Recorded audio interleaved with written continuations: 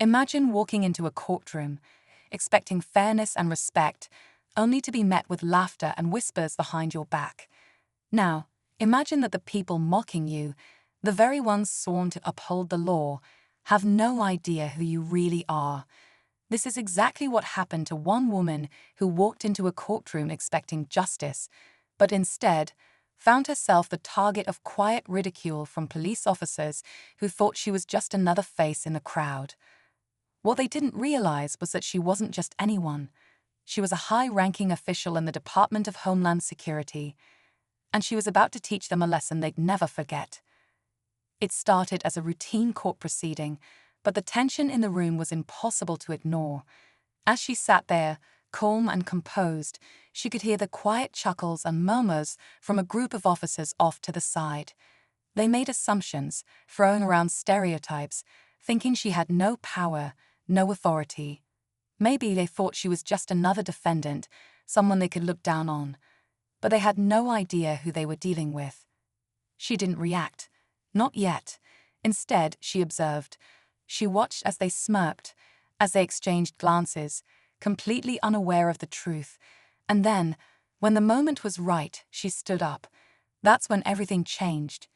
The officers' faces shifted from amusement to confusion, and then realization. What happened next sent shockwaves through the entire courtroom. The power dynamic flipped in an instant, and those who once laughed found themselves at a complete loss for words. The moment she revealed her true identity, the energy in the room shifted entirely. Some of them tried to backtrack, some looked away, but it was too late. She had already seen their true colors. But what exactly did she say? And how did the courtroom react when the truth finally came out? Stay tuned, because this story is just getting started. The room fell silent. The officers who had been laughing just moments ago suddenly looked uneasy, their faces shifting from smug confidence to stiff discomfort. They glanced at each other, as if trying to figure out what to do next. But there was no easy way out of this. The woman, calm, composed, and now fully in control, let the silence hang for a moment before finally speaking. "I wonder," she said, her voice steady but firm, "how often this happens. How many people walk into this courtroom and are treated as a joke? How many times do you all sit there and assume you know who someone is just by looking at them?" The officers didn't respond. Their eyes darted toward the judge, then back at each other. It was clear they were hoping someone, anyone, would step in and save them from this moment. But no one did. The woman wasn't just anybody. She had spent years working in federal security, overseeing cases that these same officers probably never even knew existed. She had dealt with threats bigger than anything they had ever encountered, worked alongside some of the most powerful agencies in the country. And yet, here she was, being laughed at by people who had no idea who she was. She took a slow step forward, locking eyes with one of the officers who had been the loudest. He shifted uncomfortably in his seat. "I wonder," she continued, "if you'd be laughing like this in a federal meeting room, or in a classified briefing, or if you were standing in my office." The weight of her words settled over the room like a heavy fog. One of the officers cleared his throat, as if about to speak, but no words came out. The realization of their mistake was setting in, but it was too late to take it back. But the moment wasn't over. There was still something else, something bigger, that no one in that room was prepared for. And when she finally revealed it, the entire courtroom would never be the same. The silence in the courtroom was thick, almost suffocating. The officers, who had once been so sure of themselves, sat stiffly, their eyes avoiding hers. It wasn't just embarrassment anymore, it was something deeper. A creeping realization that they had made a mistake. A big one, but the woman wasn't done yet. She turned slightly, letting her gaze sweep across the room. She could see the judge watching carefully, his expression unreadable, the attorneys shifting in their seats, the quiet murmur of people in the gallery, some of whom had picked up on the shift in energy. Everyone was waiting to see what would happen next. But then something unexpected happened. One of the officers, a younger man with sharp features, leaned forward slightly. His face was tight with frustration. "Look," he muttered, barely loud enough for her to hear. "It was just a joke. No harm done." A joke. The words hung in the air, almost laughable in themselves. The woman inhaled slowly, holding back the sharp response that wanted to escape. Instead, she tilted her head, studying him. "Is that what you think?" she asked, her voice dangerously calm. "That it's just a joke?" The officer's jaw tightened. He didn't answer, but his silence spoke for him. She took another step closer, speaking loud enough for the whole room to hear. "And if I wasn't who I am, if I didn't have this position, this authority, would it still be just a joke? If I walked in here as an ordinary citizen, would you have laughed just the same? Would you have dismissed me just as easily?" The tension in the room deepened. The truth was, no one had an answer. Or at least, no one wanted to say it out loud. Because deep down, they all knew the reality of the situation, the assumptions, the bias, the quiet disrespect disguised as humor. And yet, there was still more to this story, because what none of them knew, what even she hadn't revealed yet, was that she had proof. Evidence that would make this more than just an awkward courtroom moment. Evidence that would turn this into something much, much bigger. The room felt colder now, the weight of the moment pressing down on everyone inside. The officers sat frozen, caught between their past arrogance and the uncomfortable truth creeping in. The younger officer who had spoken earlier glanced toward his colleagues, as if hoping one of them would step in and smooth things over. But no one did. The woman let the silence stretch again, allowing them to feel the full impact of what had just happened. Then, with a slow, deliberate movement, she reached into her bag. The officers stiffened slightly, their instincts kicking in, but she wasn't pulling out a badge or a weapon. No, what she had was far more powerful.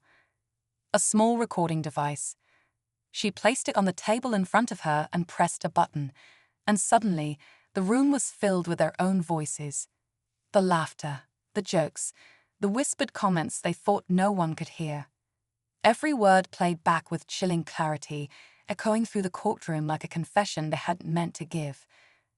The officers' faces drained of color. A few exchanged panicked glances, their confidence evaporating as they heard themselves. The arrogance, the mockery, it was all there, undeniable. And now, it was no longer just an awkward moment in a courtroom. It was evidence.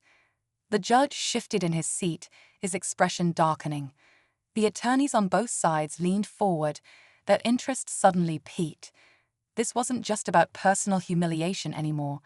This was about conduct, about integrity, about how those in power used it or abused it.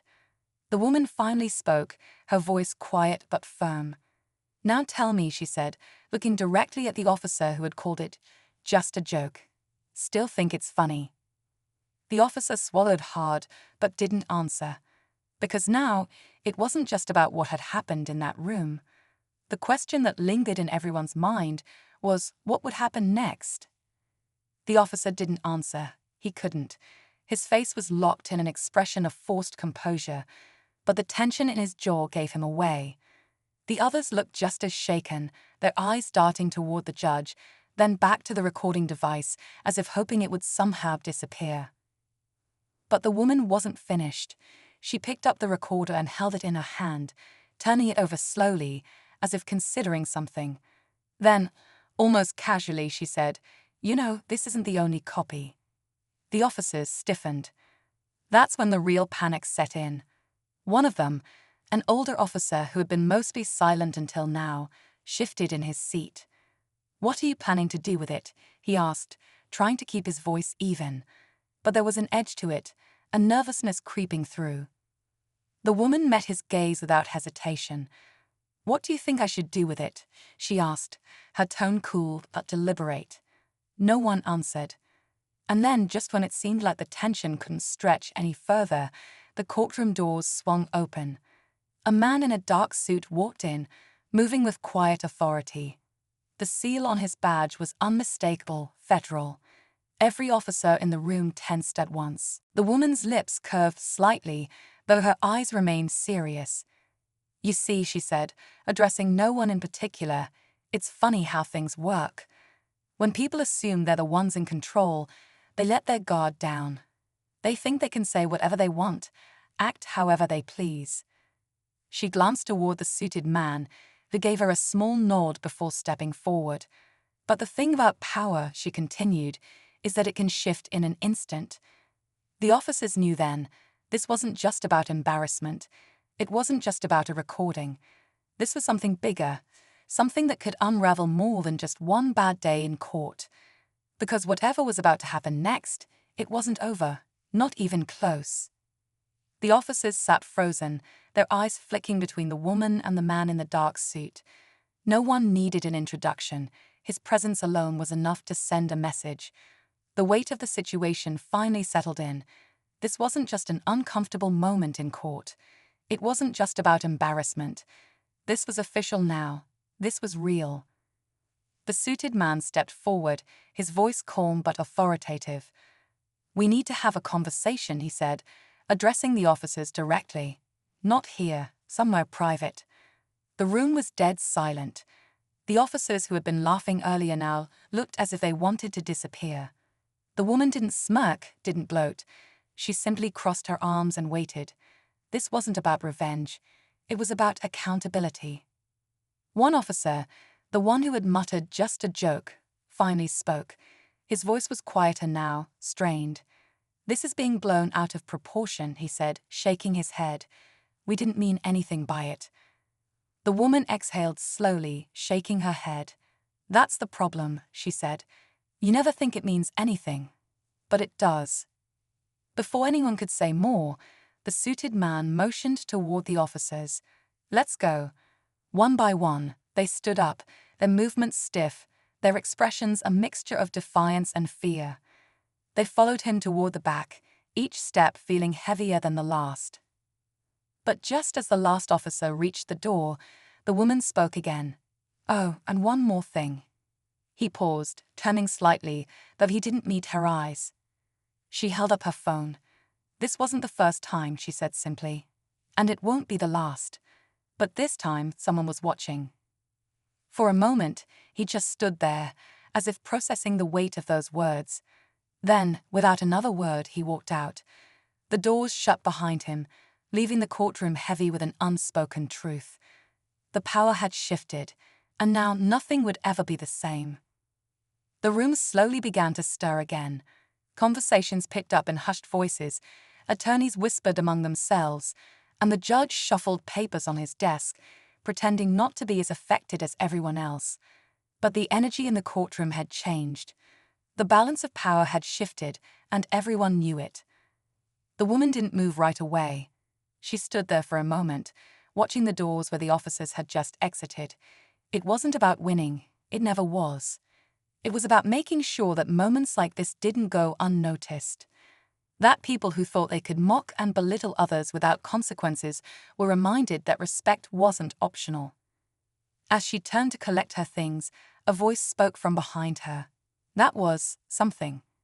She looked up to see one of the defense attorneys watching her, an impressed but cautious look on his face. "They had it coming," he added. She gave a small smile but didn't say much. There was no need to. The lesson had already been delivered. Walking out of the courtroom, she felt the weight of the moment settle in. This wasn't the first time she had encountered something like this, and it probably wouldn't be the last. But at least for today, she had made it clear. Assumptions have consequences. She stepped outside, taking in a deep breath of fresh air.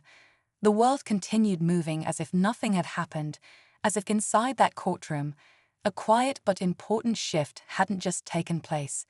But she knew, and so did they. She pulled out her phone, checking the screen for a moment before slipping it back into her pocket. This wasn't just her story anymore. It was theirs to remember.